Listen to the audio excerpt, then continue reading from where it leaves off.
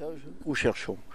Eh bien, je voudrais dédier cette vidéo aux personnes qui, comme moi, ont envie de chercher, qui, comme moi, se reconnaissent comme cherchants et essaient tant bien que mal de comprendre qu'est-ce qui peut bien y avoir derrière le décor de l'existence. Il est sûr qu'il n'y a pas que le pouvoir. Il est sûr qu'il n'y a pas que le sexe, que la chair. Il est sûr qu'il n'y a pas que dans le pouvoir, on peut dire l'argent, le fric.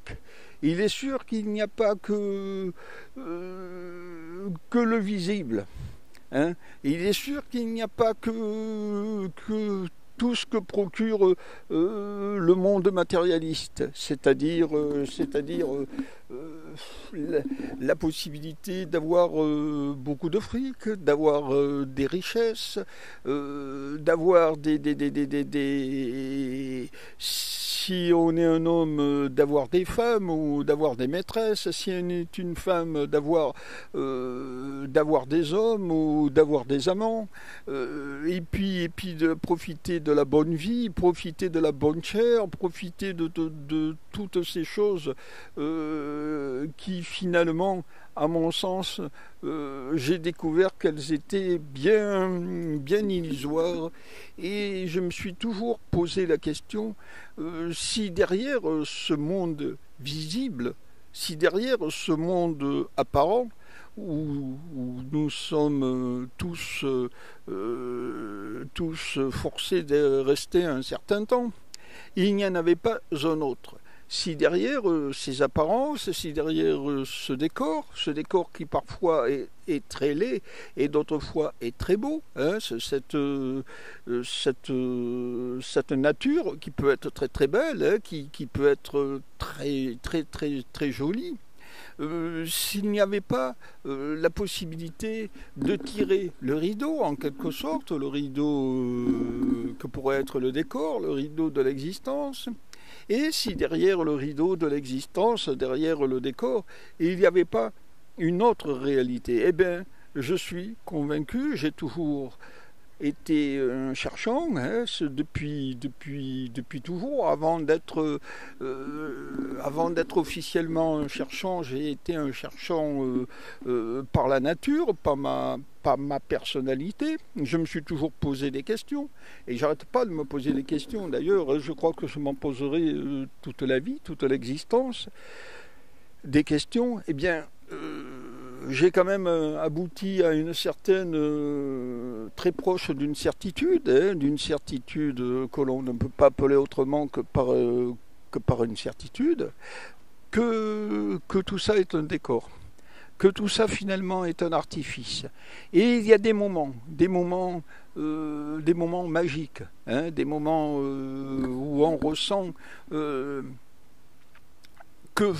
ce n'est qu'un décor, que ce n'est qu'une illusion, que fatalement quelque chose se trouve derrière, qu'il est possible que ça soit peut-être dû au fait qu'il puisse y avoir des dimensions, hein, la quatrième dimension, vous en avez tous entendu parler. Alors là, ça serait un monde à 3 dimensions.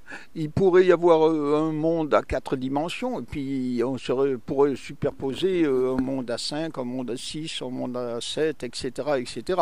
Alors, il est possible que tout simplement ça soit l'effet de ça, c'est-à-dire que on vit dans cette dimension et qu'on pourrait très accidentellement passer dans celle d'à côté, passer dans celle qui est juste avant ou juste derrière, je sais pas, et puis traverser celle-ci pour aller dans l'autre. Ça, c'est une possibilité. Il existe aussi la possibilité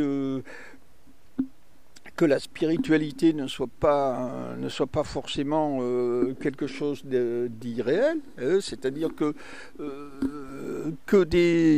d'autres êtres que nous ne voyons pas pourraient vivre à nos côtés, que ce que nous appelons des anges pourraient bien exister, qu'ils pourraient nous aimer, nous protéger, nous guider, et qu'il pourrait aussi y avoir en opposition à eux des êtres que nous appellerions ou qui pourraient s'appeler des démons, qui eux pourraient plutôt ne pas nous aimer, plutôt ne pas nous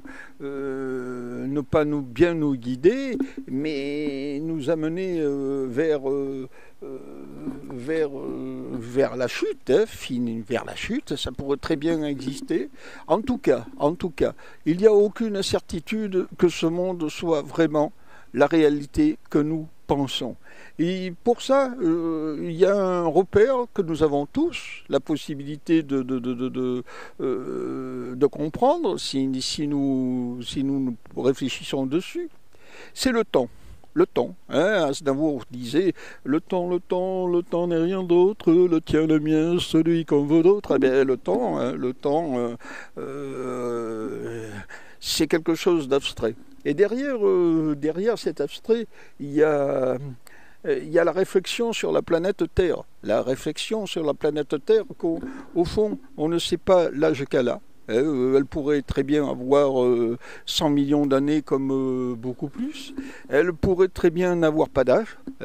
Et que nous pourrions très bien vivre dans un endroit, je l'ai déjà dit, mais je le redis parce que ça me semble la possibilité la plus concrète.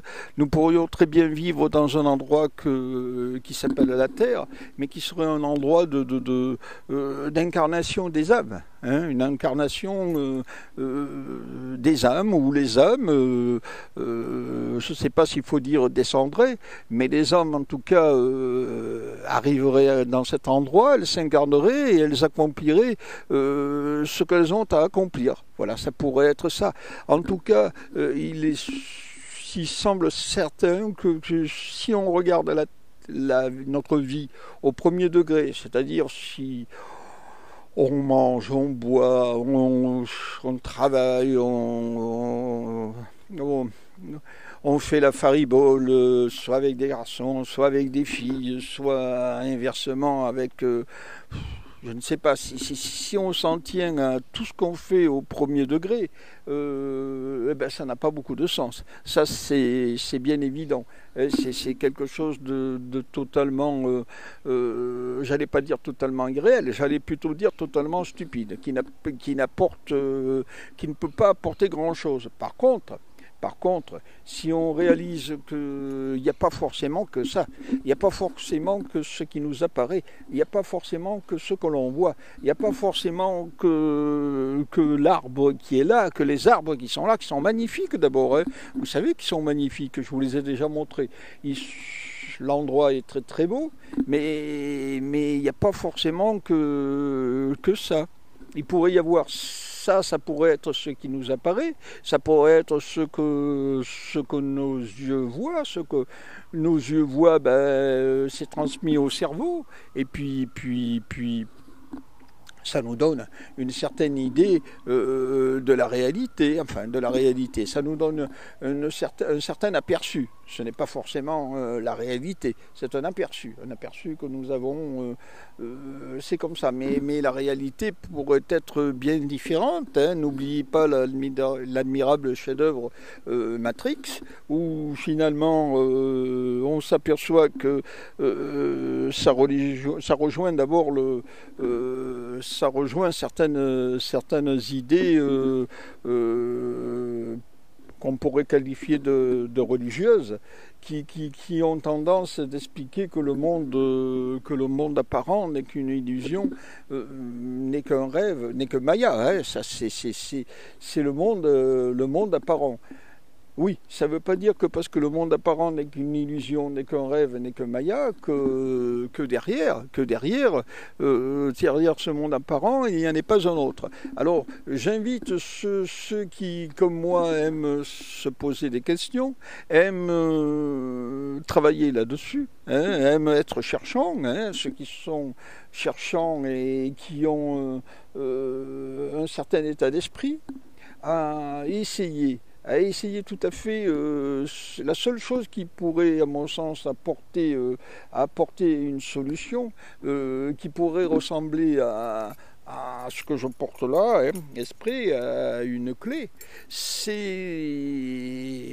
clé, ces clés, c'est le symbole de l'éveil.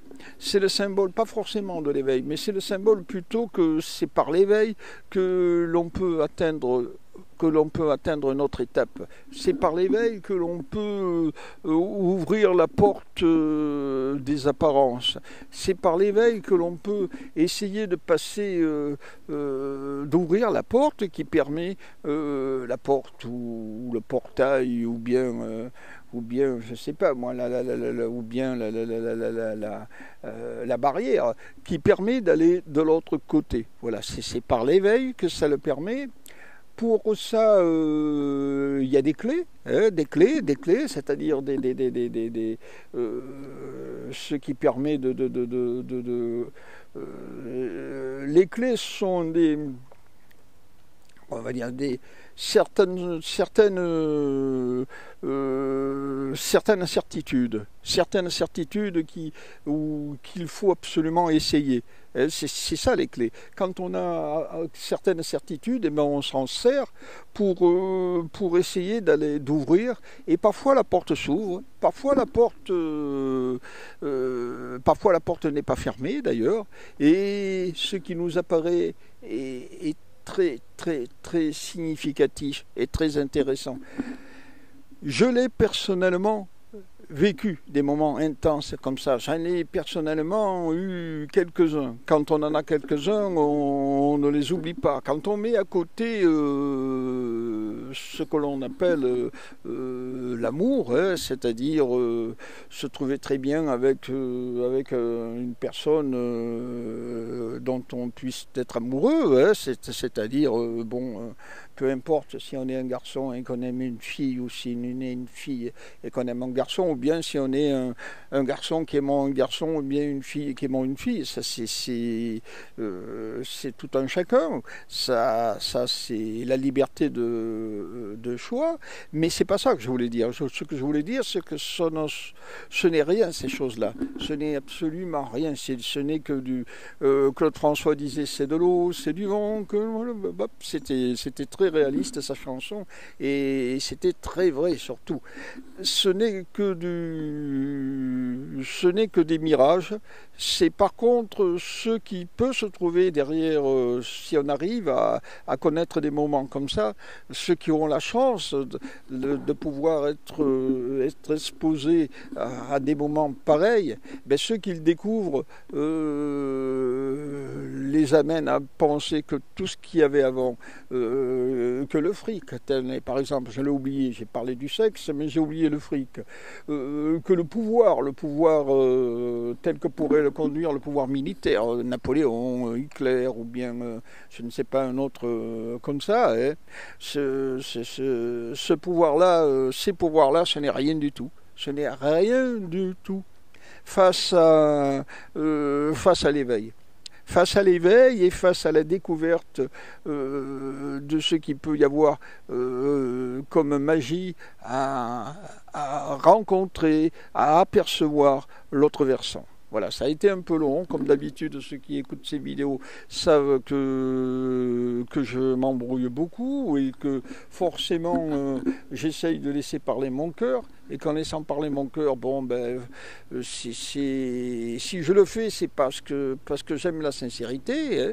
J'aime être sincère, j'aime être pas forcément parler avec des mots clairs, mais ce n'est pas parce que j'emploie certaines phrases un peu parfois qui semblent qu'on dirait que je ne sais pas ce que je veux dire.